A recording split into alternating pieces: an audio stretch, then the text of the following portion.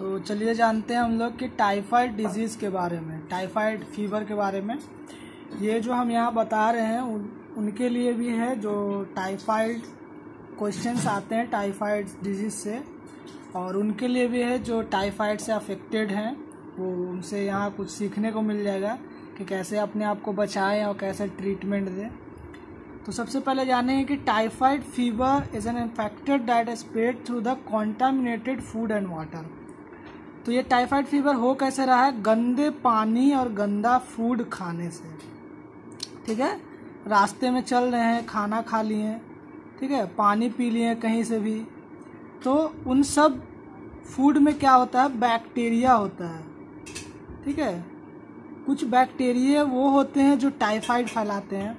आगे हम लोग जानेंगे कौन सा बैक्टीरिया होता है जो हम लोग खा तो लिए हैं लेकिन वो काउज क्या कर रहे हैं? टाइफाइड। ठीक है, तो इसके जो काउजेज होते हैं वो हैं बैक्टीरिया जो सल्मोनेला टाइफी। ठीक है, जो वारुलेंट बैक्टीरिया है, मतलब ये हवा से या फिर किसी मक्खी से ये फैल सकता है। आगे हम लोग पढ़ेंगे। तो सल्मोनेला टाइफी के बारे में जान लेते हैं, ज़्यादा नहीं, यहाँ पे थोड़ा सा जानेंगे। सल्मोनेला टाइफी जो है वो ग्राम निगेटिव बैक्टीरिया है। जब आप माइक्रोबायोलॉजी पढ़ेंगे तो उसमें gram positive and gram negative bacteria के बारे में जानेंगे, तो वो अलग एक टॉपिक है। तो उसके बारे में छोड़कर हम लोग ट्रांसमिशन के बारे में आते हैं कि ट्रांसमिशन इस डिजीज का कैसे हो रहा है। This type of bacteria found in human. पहले तो ये जानिए कि ये कहाँ पाया जाता है? ह्यूमन यूरिन में पाया जाएगा ये। ठीक है, ये बैक्टीरिया कहाँ पाया जाता है? ह्यूमन यूरिन में। And spread through the house fly. जैसे आप देखते होंगे कि मक्खी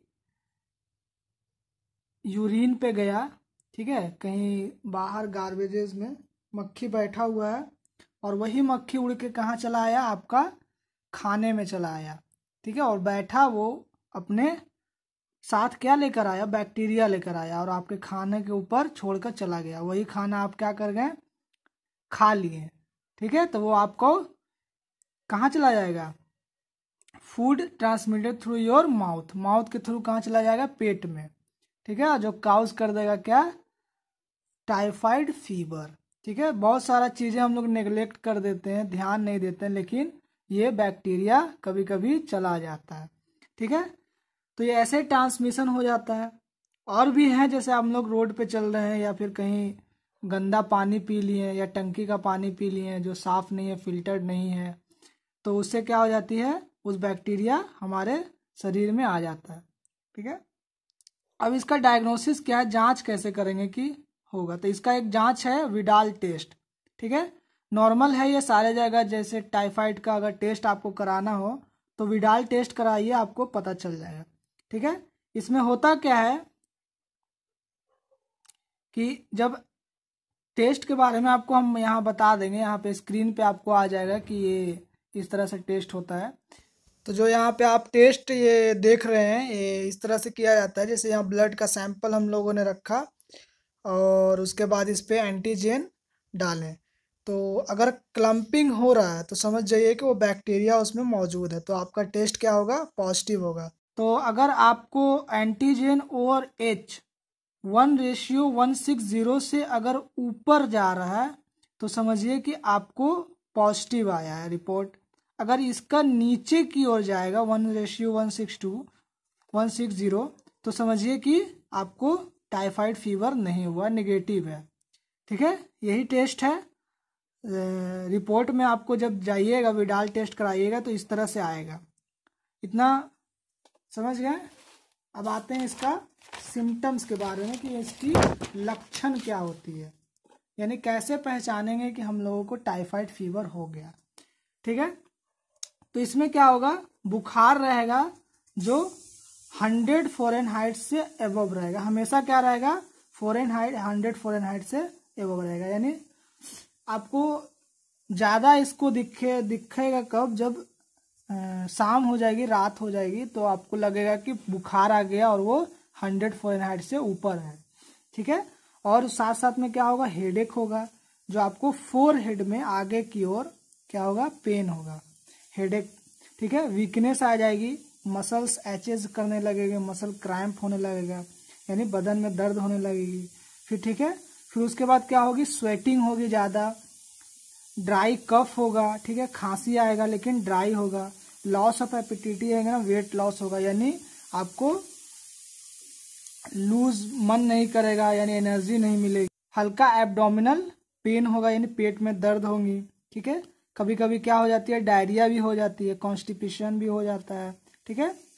और एब्डोमेन एक खास यहाँ पे ये है, बिकम डेलेरियस, यानी वो क्रेजी वे में क्या करेंगे, डिसीजन लेंगे, जैसे वो अपने आप को चिंता करेंगे और वो कोई ये सोचेंगे कि कैसे ठीक हो, ठीक है।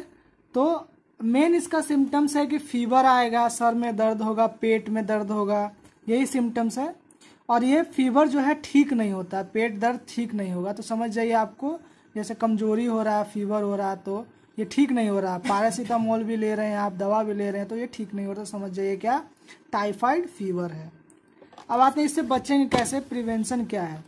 तो साफ सुथरा खाना खाइए, नॉर्मल इसका प्रिवेंशन उन लोगों के लिए यहाँ लिखवा दिए हैं जो क्वेश्चंस आते हैं जिनके, जैसे wash your hand carefully, avoid drinking contaminated water, avoid raw fruits and vegetables, ठीक है, यानी वो बिना धोकर फ्रूट्स खाना, चूज हॉट फूड्स, यानी जितना गर्म खाना खा सकते हैं, अगर बाहर का भी खा रहे हैं तो गर्म खाना खाइए, अवॉइड टेकिंग फास्ट फूड, ठीक है, पहले तो रोड पे का खाना छोड़ दीजिए जो फास्ट फूड का है, कचड़ी फुल्की जो भी मिलता है, tech space between the affected person and do not use their things, ठीक है, अगर जो अफेक्टेड पर्सन हो गए हैं, जिसको पहले से हो चुका है, तो उससे दूरी बना के रखिए ताकि आपको भी ना हो जाए, ठीक है।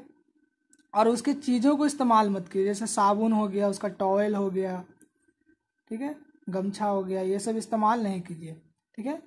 और सबसे बड़ी बात, आप डॉक्टर के पास जाइए, वो जो एंटीबायोटिक्स या जो प्रिस्क्रिप्शन लिख कर दे रहा है उसको फॉलो कीजिए कंप्लीट, ठीक है। आपको मोस्टली 7 to 10 डेज होंगे और आपका टाइफाइड क्या हो जाएगा, सही हो जाएगा, ठीक है। तो यहाँ खत्म होती है टाइफाइड फीवर।